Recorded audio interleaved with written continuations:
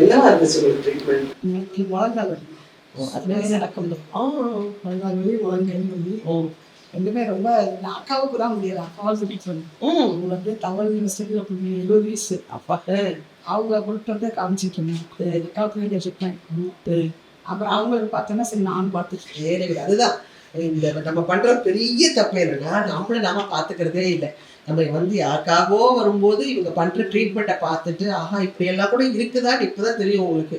பார்த்துட்டு தான் நீங்க வந்து உங்களுக்கே நீங்க ஆரம்பிச்சிருக்கீங்க. அப்ப இது கொஞ்சம் முன்னாடியே பண்ணிட்டுன்னு வச்சுக்கோங்களேன், இந்த வழியெல்லாம் வந்திருக்கவே வந்திருக்காங்க. நோயற்ற வாழ்வை குறைவற்ற செல்வம்னு சொல்லி வச்சிருக்காங்க. ஆனா இப்ப பார்த்தீங்கன்னா யாரை பார்த்தாலும் நோய் தான். அது முடியல, இது முடியல, நின்னா குத்தம், உட்காந்தா குத்தம்ன்ற மாதிரி ஆயிடுச்சுப்பா. சரி நீங்க என்ன பண்றீங்க? 4 இல்ல 40 பேருக்கு சொன்னாலே எனக்கு ரொம்ப சந்தோஷமா இருக்கும். இனிமே நானும் சொல்ல ஆரம்பிச்சிருப்பேன். அதான் ஏன்னா நாங்கெல்லாம் வந்து இந்த ஆயுர்வேத பத்தி எங்களுக்கு தெரியும். இன்னைக்கு வந்து நான் கொஞ்சம் வெயிட்டா இருந்தாலும் எனக்கு நிறைய ஸ்டீராய்ட்ஸ் போட்டு தான் நான் கொண்டாடினேன்.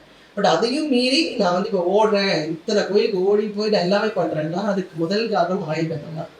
இன்னைக்கு இவங்களோட வந்து இந்த ஒளிச்சல் பயிற்சியெல்லாம் நான் பண்ணிப்பேன். எப்பவுமே பண்ணிப்பேன். விடவே மாட்டேன். ஒரு ஊருக்கு போயிட்டு வரேன், வந்த உடனே பண்ணிப்பேன். என் உடம்பை நான் அப்படியே தயார் பண்ணி வச்சுருவேன். இன்னும் 10 நாள் ஓடுற மாதிரி பண்ணிப்பேன்.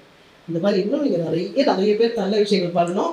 மறக்காம மாசம் 15 நாள் ஒரு வாட்டி வந்து ஒரு ட்ரீட்மெண்ட் பண்ணிக்கோங்க உங்களுக்காக. நம்ம கேரளா போய் சேர்ந்தோம்னா நம்ம மாவட்டத்தில் நம்மளுக்கு பக்கத்துலேயே ஆமா ஆமா ஆமா ஆமா. ரொம்ப தேங்க்யூ தருமா.